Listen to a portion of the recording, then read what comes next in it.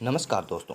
तो हमने कल बिजोलिया शिलालेख तक पढ़ा था। उसके बाद में हम आज देखेंगे वैद्यनाथ प्रशस्ति के बारे में। वैद्यनाथ प्रशस्ति सीमारमा उदयपुर में है। कहाँ पर है दोस्तों? सीमारमा उदयपुर में है। इसके अनुसार कहा गया है कि बप्पा रावल हरित ऋषि के आशीर्वाद से मेवाड़ के शासक बने थे। ये बात किस में कही गई? वैद्यनाथ प्रशस्ति में कही गई। वैद्यनाथ प्रशस्ति के जो लेखक है वह कौन है? रूप भट्ट। ये भी ध्यान रखना, रूप भट्ट वैद्यनाथ प्रशस्ति के लेखक है। अब इसके ट्रिक से हम याद करते हैं। सीमा के रूप को बढ़ाने के लिए वैद्य ऋषि के पास जाओ। किसी ने कहा होगा कि सीमा के जो रूप है उसको बढ़ाने के लिए किसके पास जाओ? वैद्य ऋषि के पास में जाओ। इससे हम याद रखेंगे जो वैद्य है शब्द है, इससे याद रखेंगे कि वैद्यनाथ प्रशस्ति कहाँ पर है यह? तो सीमारमा उदयपुर में है। इसके लेखक कौन है? तो रूप भट्ट है। और इसमें जानकारी क्या मिलती है? तो हरित ऋषि के आशीर्वाद से बप्पा रावल मेवाड़ के शासक बने थे। यानी एक ट्रिक से हमारे वैद्यनाथ प्रशस्ति कंप्लीट होगी। यानी सीमा के रूप को बढ़ाने के लिए वैद्य ऋषि के पास में जाओ। इसके बाद में हम दोस्तों देखते हैं जगन्नाथ प्रशस्ति, जगन्नाथ राय प्रशस्ति। ये कहाँ पर है? ये जगदीश मंदिर उदयपुर में है। ये भी ध्यान रखना। इसमें जानकारी कहाँ क्या मिलती है? बप्पा रावल से राणा जगत सिंह तक की जानकारी मिलती है। इसके लेखक कौन है? कृष्ण भट्ट। तो ट्रिक क्या होगी? जग जग जग में कृष्ण, यानी जग जग जग में कृष्ण जी। इसे याद करेंगे कि एक जग से जगन्नाथ राय प्रशस्ति, दूसरे जग से ये मतलब जगदीश मंदिर उदयपुर में स्थित है। और ये किसके समय की है? तो जगत सिंह के समय की है। और कृष्ण जी से याद रख लेंगे हम, कृष्ण भट्ट इसके लेखक है। यानी याद रह गई हमें जगन्नाथ राय प्रशस्ति। इसके बाद में हम बात करते हैं अपराजित का शिलालेख। कौन सा शिलालेख? अपराजित का शिलालेख कहाँ पे है? कुंडेश्वर मंदिर नांगदा में है। ये किसका है कुंडेश्वर मंदिर? तो महादेव जी का है। ये ध्यान रखना। इसे CH ओझा यानी गौरी शंकर हीरानंद ओझा ने उदयपुर के विक्टोरिया हॉल में रखवा दिया। किस में रखवा दिया था? अब ये वर्तमान में कहाँ पे है? उदयपुर के विक्टोरिया हॉल में है। कहाँ से प्राप्त हुई? जबकि नांगदा के कुंडेश्वर मंदिर से ये प्राप्त हुई। इसके रचयिता कौन है? दामोदर। अब इसको याद कैसे करेंगे? अपराजित दामोदर विक्टोरिया हॉल गया। अपराजित दामोदर, दामोदर क्या थे? अपराजित थे। वे कहाँ गए? विक्टोरिया हॉल में गए। अपराजित से याद रख लो कि अपराजित का शिलालेख, दामोदर से याद रख लो कि दामोदर इसके क्या है? रचयिता है। वर्तमान में ये कहाँ पे है? विक्टोरिया हॉल में है। ये ध्यान रख लेना। इसके बाद में आता शंकरगढ़ा शिलालेख। कहाँ पे है? चित्तौड़ में। शंकरगढ़ा शिलालेख चित्तौड़ में है। इसमें मौर्य शासक मानमौरी की जानकारी मिलती है हमें। किसकी शासक जानकारी मिलती है दोस्तों? मौर्य शासक मानमौरी की जानकारी मिलती है।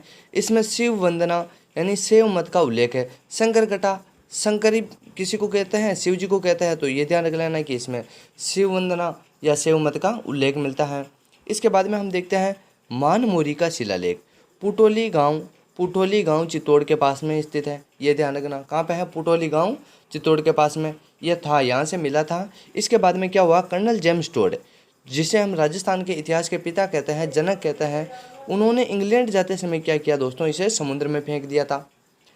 इसमें अमृत मंथन का उल्लेख मिलता है, यानी समुद्र में फेंका था। और अमृत मंथन भी कहाँ पर हुआ था? समुद्र में। तो ये ध्यान रख लेना कि मानमौरी के शिलालेख में अमृत मंथन का उल्लेख मिलता है।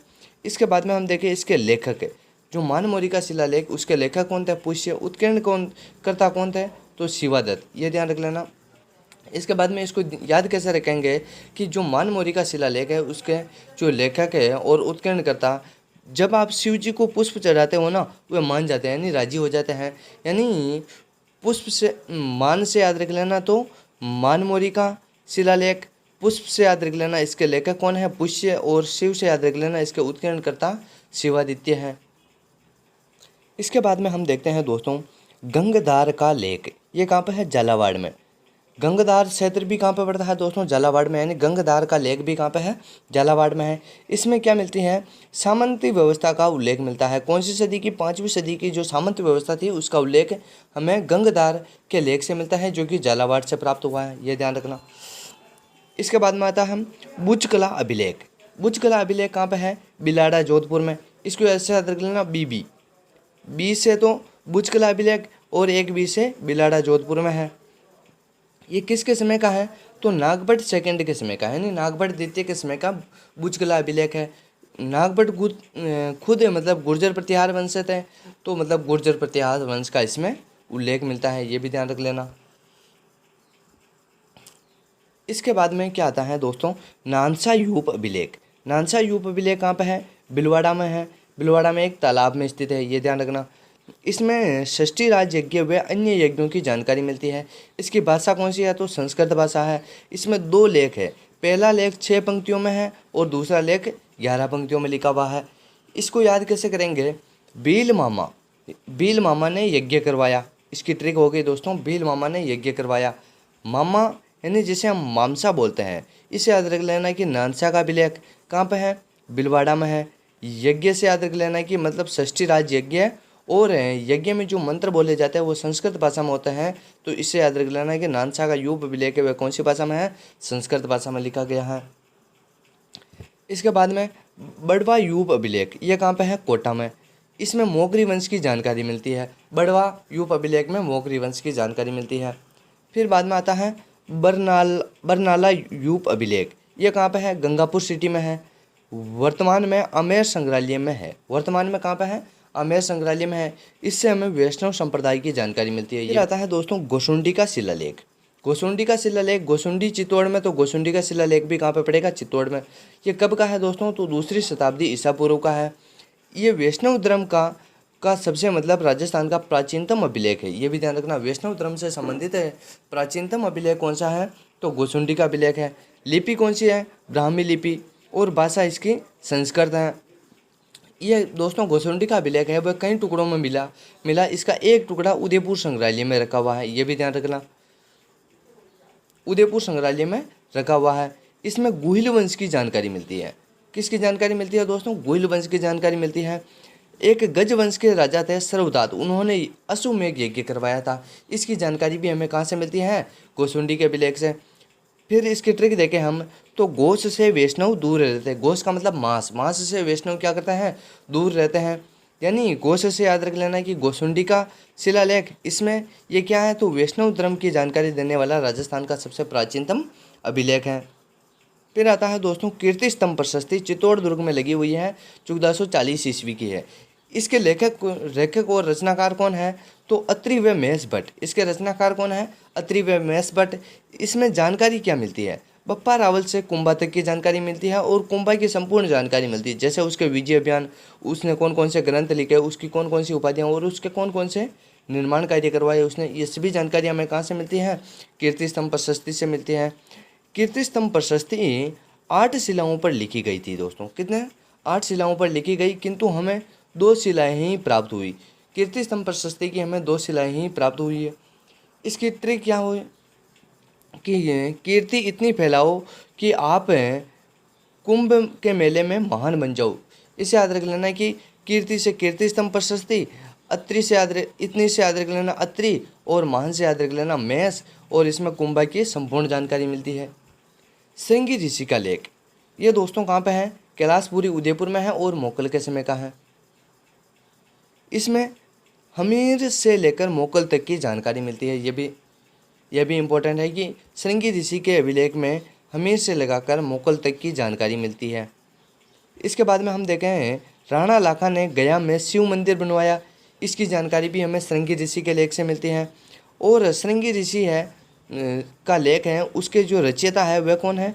वाणी विलास योगेश्वर, और उत्कीर्णकर्ता कौन है? फन्ना। ये संस्कृत भाषा में लिखा गया है। मोकल की जानकारी भी इसमें क्या क्या मिलती है दोस्तों? तो मोकल ने गोरंबिका बावड़ी, बागेला तालाब और एकलिंग जी के मंदिर का पुनर्निर्माण तथा उसमें 3 द्वारों का निर्माण करवाया, ये जानकारी भी मिलती है हमें। और मोकल ने कुल 25 तुलादान किए, उनमें से सबसे बड़ा तुलादान पुष्कर के वराह मंदिर में किया। ये जानकारी भी हमें कहाँ से मिलती है? श्रृंगी ऋषि के अभिलेख से मिलती है। लाखा के बारे में एक और जानकारी मिलती है कि लाखा ने प्रयाग गया और काशी को क्या कर दिया था? कर मुक्त कर दिया था। इसको याद करने की क्या ट्रिक होगी दोस्तों? कि श्रृंगी वीणा लाख मौक़ों पर क्या हो जाती है? फन्नी हो जाती है, यानी फन्नी यानी मजाकिया हो जाती है। इसे याद रख लेना कि श्रृंगी से याद रखना है कि श्रृंगी ऋषि का अभिलेख। वीणा से याद रखना है कि वाणी विलास योगेश्वर जो इसके रचयिता हैं। लाख से याद रखना है कि मतलब इसकी जो मतलब लाका से संबंधित जानकारी मिलती है कि लाका ने गया में शिव मंदिर बनाया, राणा लाखा ने प्रयाग गया काशी को करमुक्त कर दिया था। मोको, मोको से मतलब मोकल की संपूर्ण जानकारी मिलती है। और फन्नी, फन्नी मतलब इसका फन्ना जो उत्कीर्ण करता है, कौन है? फन्ना, ये भी ध्यान रखना। इसके बाद में कुछ छोटे छोटे अभिलेख आ जाए, जैसे रशिया की छतरी का अभिलेख। ये कहाँ, इसमें मतलब बप्पा रावल से नरवर्मा तक की जानकारी मिलती है। मतलब वेद शर्मा इसके प्रस्तुतिकार थे। कौन थे? वेद शर्मा। रशिया वेद, रशिया वेद, ऐसे याद रख लेना। सामोली का अभिलेख और चिरवा के अभिलेख में गोहिल वंश की जानकारी मिलती है। इसके बाद में हम देखें ग्वालियर प्रशस्ति। ये मिहिर भोज प्रथम के समय की है और गुर्जर प्रतिहार वंश की इसमें जानकारी मिलती है। ग्वालियर प्रशस्ति में कितने श्लोक थे? 17 श्लोक थे। इसके लेखक कौन है? बालादित्य, बालादित्य, यानी ऐसे याद कर लेना दोस्तों कि ग्वालियर का बालादित्य, ग्वालियर का बालादित्य। फिर सामोली का अभिलेख, ये 646 ईस्वी का है, शिलादित्य के समय का है। किसके समय का है? शिलादित्य के समय का है। इसमें शिलादित्य कौन था? तो गोहिल वंश का 5वां वंशधर था। क्या था? गोहिल वंश का 5वां वंशधर था। तो और कौन थे? एक तो गोहिल, बोज, महेंद्र नाग और शिलादित्य, ये इनका क्रम था दोस्तों। ये गोहिल वंश का मतलब प्राचीनतम अभिलेख है। गोहिल वंश का प्राचीनतम अभिलेख कौन सा है? सामोली का अभिलेख। गोहिल वंश का समय निर्धारण करता है कि गोहिल वंश की मतलब जो स्थापना है वो कब हुई? 567 ईस्वी में। ये जानकारी हमें कहाँ से मिलती है? सामोली के अभिलेख से। इसमें एक अदर जानकारी मिलती है कि एक जैतक मेहतर थे जो कि वटनगर सिरोही से आए थे। ये महाजन समुदाय के मुखिया थे। इन्होंने क्या किया था कि अरण्यक गिरी में क्या किया कि अरण्यवासिनी देवी, जिसे हम जावर माता के नाम से जानते हैं, उनका मंदिर बनवाया। इस मंदिर में 18 प्रकार के गायक रहा करते थे। कितने प्रकार के? 18 प्रकार के गायक रहा करते थे। जैतक मेहतर ने देवबुक नामक स्थान पर, कौन से स्थान पर दोस्तों? देवबुक नामक स्थान पर अग्नि समाधि ली थी, यानी अग्नि में प्रवेश कहाँ पर किया था? देवबुक नामक स्थान पर। सामोली के अभिलेख में हमें जावर खान का उल्लेख मिलता है, जबकि जावर खान प्रकाश में किसके काल में आई? राणा लाखा के काल में। और इसका अस्तित्व उस समय भी था जब सामोली का अभिलेख लगा था, उस समय भी मतलब जावर खान का अस्तित्व था, ये ध्यान रखना। इसके बाद में सारनेश्वर प्रशस्ति 953 ईस्वी की है। उदयपुर जिले के एक सारनेश्वर शिवालय में लगी हुई, उदयपुर जिले के सारनेश्वर शिवालय में लगी हुई है। पहले यह कहाँ पे थी? आहड़ के वराह मंदिर में थी। पहले ये कहाँ पे थी? आहड़ के वराह मंदिर में थी। इसके बाद में आता है कि आहड़ में वराह मंदिर का निर्माण किसने करवाया? तो आहड़ में वराह मंदिर का निर्माण अगरट ने करवाया था। इसमें जानकारी क्या मिलती है? अल्लट की संपूर्ण जानकारी मिलती है दोस्तों। अल्लट ने जो प्रशासनिक अधिकारियों के नाम लिखवाए थे इसमें, और जो मंदिर में अल्लट के समय गोष्ठियों मतलब गोष्ठिकों यानी चंदा देने वालों के नाम भी इसमें मिलते हैं। अल्लट की माता महालक्ष्मी और उसके पुत्र नरवाहन की जानकारी भी इसमें देखने को मिलती है। जो सारनेश्वर प्रशस्ति है इसके लेखक कौन है? लिपिकार वेलक, वेलक, ये इंपॉर्टेंट है दोस्तों। इसके बाद में देखते हैं हस्तिकुंडी अभिलेख 997 ईस्वी का है, बीजापुर पाली के पास से प्राप्त हुआ है। कहाँ से प्राप्त हुआ? बीजापुर पाली के पास में। इसमें जानकारी क्या मिलती है कि एक मालवा रख के राजा थे मुंज, उन्होंने क्या किया था? मेवाड़ यानी आहड़ पर अटैक किया था। तब एक राठौड़ राजा मम्मट के पुत्र थे धवल, धवल ने मेवाड़ की सहायता की थी। और मेवाड़ का उस समय राजा कौन था? शक्ति कुमार। यानी मालवा राजा मुंज, जिसे हम वाकपति राज और अमोघ वर्ष के नाम से जानते हैं, उन्होंने आहड़ आगाट पर आक्रमण किया था। तब राठौड़ राजा मम्मट ने मम्मट के पुत्र धवल ने मेवाड़ शासक शक्ति कुमार की क्या की थी? सहायता की थी। यह बाउक प्रशस्ति, बाउक प्रशस्ति 837 ईस्वी के हैं, बाउक के समय की। किसके समय की? बाउक कौन था? गुर्जर प्रतिहार वंश का प्रतिहार वंश का राजा था। तो इसमें प्रतिहार वंश की जानकारी ही मिलती है, यह ध्यान रखना। ये कहाँ पे था दोस्तों? तो मंडोर में एक विष्णु मंदिर था, उसमें लगा हुआ था, किंतु बाद में जोधपुर के शहर का जो परकोटा है उसमें लगा दिया गया। जोधपुर शहर के परकोटे में लगवा दिया गया। इसमें विष्णु तथा शिव पूजा की जानकारी भी हमें मिलती है बाउक प्रशस्ति से। फिर चेराई का अभिलेख, ये किसका है? जसराज की जानकारी मिलती है। जसराज कौन था? तो प्रतिहार राजा दुर्लभ राज के पुत्र जसराज की इसमें जानकारी मिलती है। इससे ऐसे याद रख लेना है कि चराई का जस, किसका जस, चराई का जस, यानी चराई के अभिलेख में जसराज जसकरण की जानकारी मिलती है।